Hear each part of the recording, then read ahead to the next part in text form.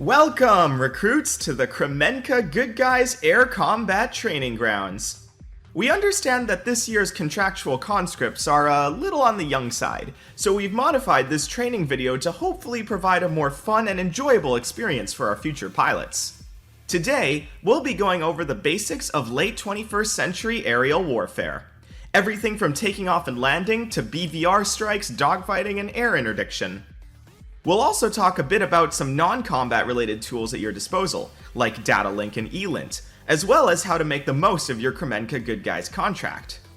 We understand that many of you might be feeling a little bummed out, maybe you didn't choose to be here, but like any good field trip to a boring place, we'll try to find ways to make the most of your time with the GoodGuys.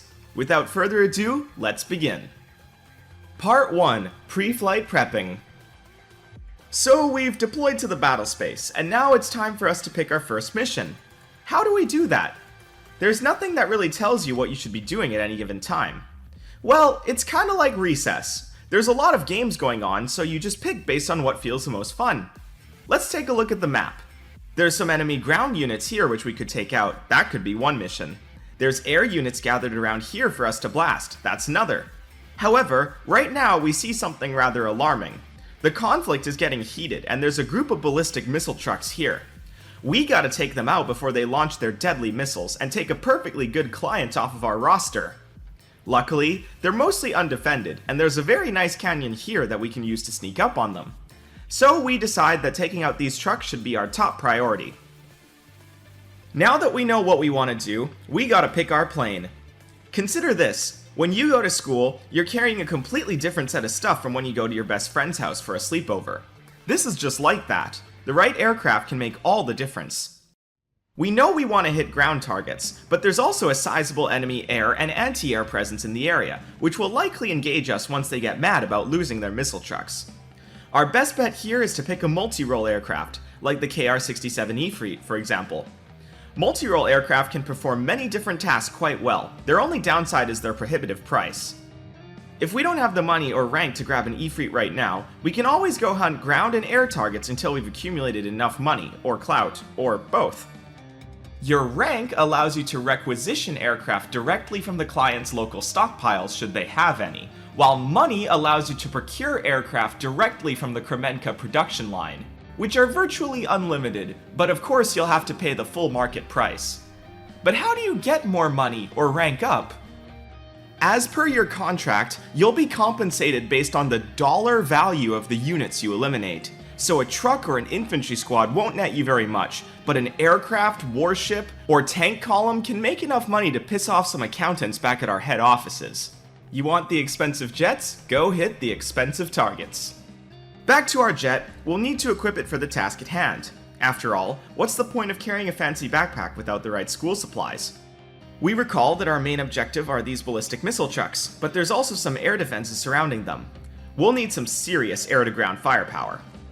We equip 8 AGM-68s, powerful anti-surface missiles to knock out our targets. We also equip 3 Scythe radar-guided anti-aircraft missiles, and 3 MMR-S3 heat seekers, just in case we get into a scuffle. Now we're well equipped to handle just about any situation. Bear in mind that the cost of your loadout will be subtracted from your bank balance, which usually isn't an issue. However, some weapons get expensive, particularly nuclear weapons and long-range strike missiles, so be sure to account for that before you head out the hangar doors. In summary, even a little bit of planning can make all the difference in your sortie, so if you plan for the flight, you'll probably be alright. Part 2. Elint and Ingress. Now that we're ready to go, we taxi to the runway. Taking off is quite simple. Just raise your throttle to 100%, hear the roar of the engines, and gently raise your nose. Before you know it, you're in the air. Now it's time to raise the landing gear. Raising the landing gear reduces drag, allowing you to more easily accelerate and turn, and it also unlocks your weapon safeties. Now we fly to our target. How do we approach our target safely? Well, like in a game of hide and seek, we gotta be quiet and sneaky, so we stay low, which makes it a lot harder for the enemy radar to detect us, like sneaking through the bushes wearing camo. We also use the terrain to our advantage, like how you might use the playground structures to hide from the seeker. We see a narrow valley and we fly through it, staying as low as we can. Keep tabs on your radar altitude indicator. The lower you fly, the harder you are for the bad guys to find. Oh, but what's this indicator on the radar? Well, now it's a great time to talk about Elint, or electronic intelligence. All Kramenka Industries aircraft are fitted with Elint sensors and powerful onboard Elint computers. Here's how they work. The Elint sensor listens for enemy radar and tells you if you're being hit by an enemy radar wave. This indicator means that a radar wave has hit us from this direction. However, this time we got lucky. The white line indicates that our radar signature is small enough that the enemy radar system has not actually detected us. Imagine you're at the top of a mountain, and your best friend is looking at you from below. He can technically see you, but you're far too small to actually make out. This is what the white indicator tells us. A yellow indicator, however, means that the enemy radar has both seen you and knows where you are. And unfortunately, thanks to data link, all its friends know too. You should treat a yellow indicator as seriously as if you're being fired at. A red indicator is the worst. It means the enemy is locked onto you and is most likely preparing to fire their weapons. If you see a red indicator, be prepared to start taking some evasive maneuvers. To minimize the chances of being detected, you can fly low, use terrain as cover, and stay away from enemy radar installations. To make yourself even harder to acquire, consider using stealth aircraft like the FS-20 Vortex or KR-67 Ifrit, but strip all external ordnance from the wing pylons, which are obvious on radar. We're actually using an Ifrit, but because we've mounted missiles on the wings, we're not exactly stealthy anymore. The airframe can absorb enemy radar, those wing-mounted missiles and their pylons cannot. Now that we're approaching the enemy missile launchers, let's go over how to select targets and fire your weapons. Take a look around and notice the diamond in your vision. This is your helmet-mounted displaced targeting reticle. Let's take a look at the enemy missile trucks. We select our air-to-ground missiles and click the target select button as we look at our desired target. The green box indicates the target has been selected. There is also a button to unselect the target in case the computer picks the wrong one. Also, if you hold down the target selection button, the computer will try to grab all targets in the vicinity which would be appropriate for your currently selected weapon. For example, with these air-to-ground missiles, the ground targets will be selected, while nearby aircraft will be ignored. If we instead switch to air-to-air missiles, the opposite will be true, since they'll be ineffective against ground targets. Perfect! Now that our targets are selected, let's perform a pop-up strike and destroy our targets. Imagine playing tag on the school playground, and you're it. You could just run at someone and tag them, but they'll see you coming and run away. So you instead wait for them to not notice you, then jump out from a hiding place and tag them, and run away before they have a chance to react. This is what a pop-up strike is. We've been using the terrain to hide our location, so as we get as close to the targets as we can, preferably to within about 5 kilometers or less, we give their air defenses very little time to react. Then, we pop up out of cover to give our missiles a good line of sight to their targets. We pull the trigger once, and 1 missile will be launched per selected target. Then we pull away hard, dive back into cover, and watch the fireworks. Target destroyed. In summary, plan out your approaches like a rat using a tunnel network. Try to hide from them until the last possible second, then pop up, get a good line of sight, empty your mags, and return home, preferably in one piece.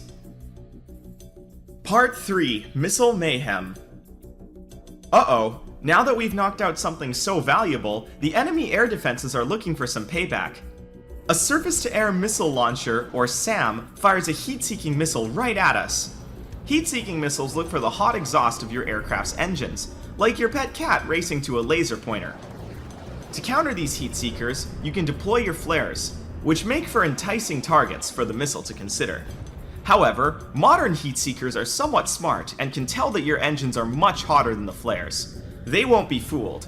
So, before popping your flares, try to reduce your engine power as much as possible, which cools the engine by a lot, making your flares look a bit more convincing.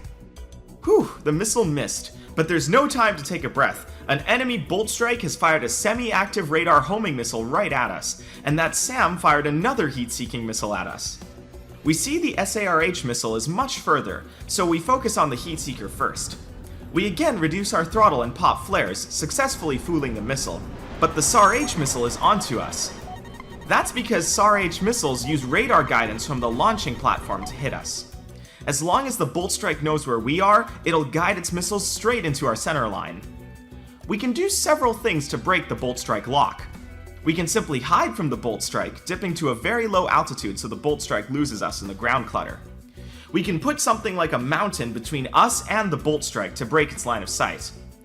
If we had a friendly electronic warfare platform in the area, we could ask it to jam the bolt strike and prevent it from properly seeing us, or guiding its missile. In this case, we see that there's a nearby hill, and we dip down low, putting it between us and the bolt strike, and the missile flies harmlessly over our head. Another flash on our HUD snaps us back into action. An active radar homing missile launched from a nearby naval unit.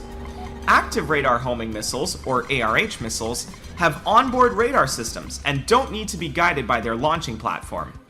All the previous strategies, terrain masking, getting low, and jamming, all work, but you need to do so in relation to the missile itself, not the launching platform. But let's try something different. Imagine you're playing tag, and again, you're it.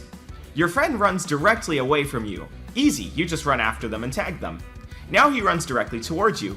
Even easier, you just run at him and tag him again. But now he runs perpendicular to you. Well, that's a lot trickier. How do you know he won't make a turn? How do you know exactly where he's going to be at the moment you try to tag him? On top of that, as you get close, he shines a blinding flashlight in your face. How are you supposed to tag him now? This is exactly how notching and jamming works, and it's the strategy we'll use now. Essentially, radar-guided missiles have a much harder time determining where you're going to be when you're flying perpendicular to the missile. This is called notching. But notching alone is usually not enough to completely fool the missile, so we switch our radar jammers on and start jamming. This is like shining a blinding flashlight at the missile. Keep in mind, however, that you almost always need to do both in order to successfully dodge the missile, and it's far simpler just to do the usual terrain masking. So, before notching, briefly consider if there's an easier way, like dipping behind a nearby mountain. Notching and jamming is also made easier when paired with terrain masking, as ground clutter adds to the confusion. And flying a stealth aircraft also makes notching and jamming easier.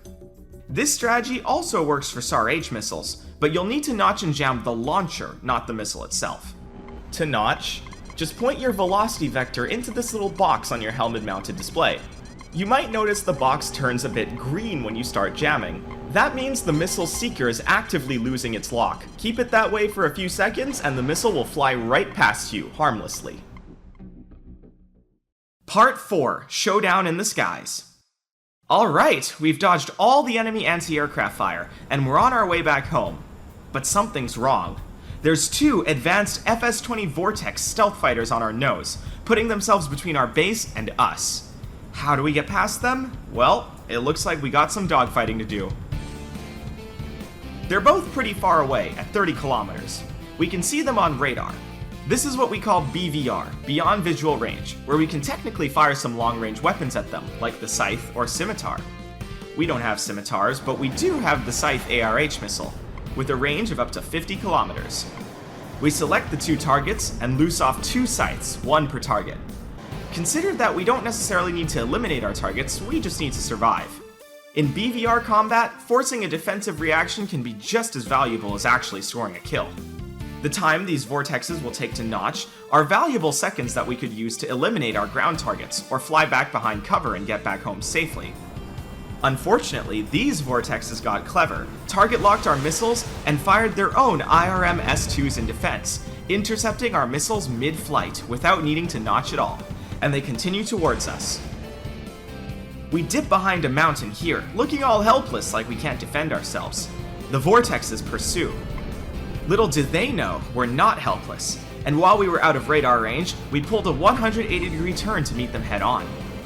As they pop up from around the bend, at a range of 5 kilometers or so, we target lock 1 and loose off our last scythe, followed off in quick succession by a heat-seeking MMR S3. This strategy forces a cruel choice upon our enemy, notch or flare.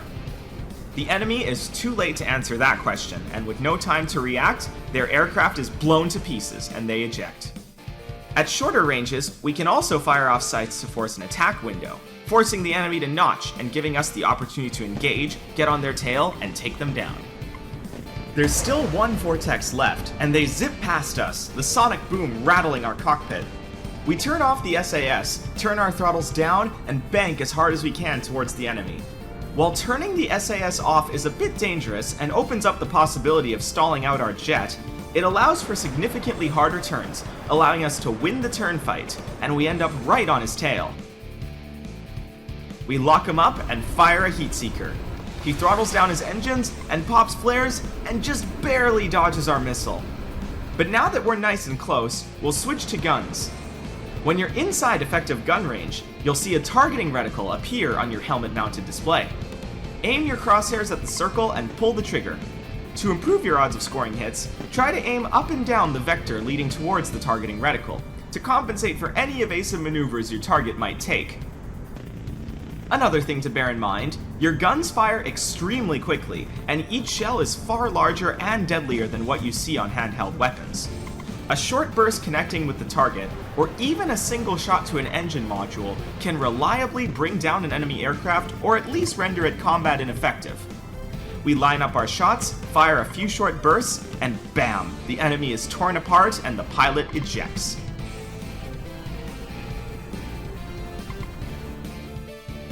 Victorious, we return to our airfield to much applause, buzz the tower, drop the gear, slow down, and gently put our wheels on the runway. We press the brake button to slow ourselves down faster with the landing gear brakes, and once we've come to a complete stop, we climb out and collect our sortie bonus. And with that, we've concluded just about all the basics of air combat. With the lessons you've learned today, you should be able to handle a wide variety of threats. Before you head into actual combat, remember to always think strategically, and plan for your sortie a little bit in advance. Pick out the right weapons to accomplish the goals that you've set out for yourself, and if things go haywire, stay calm and remember your training. Notch and jam the SARH and ARH missiles, throttle down and flare the IR missiles, and like a good hide-and-seek player, try to stay low and out of sight until you're ready to pounce on your targets. Thank you for listening, and we'll see you all in the skies.